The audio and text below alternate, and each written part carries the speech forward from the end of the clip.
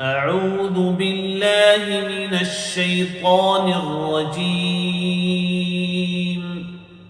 بسم الله الرحمن الرحيم. آمن الرسول بما أنزل إليه من ربه والمؤمنون كل آمن بالله وملائكته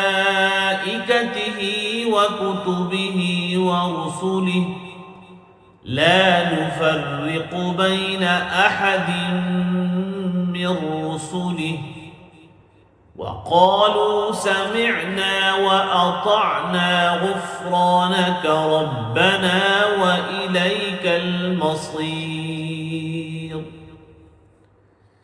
لا يكلف الله نفسا إلا وسعها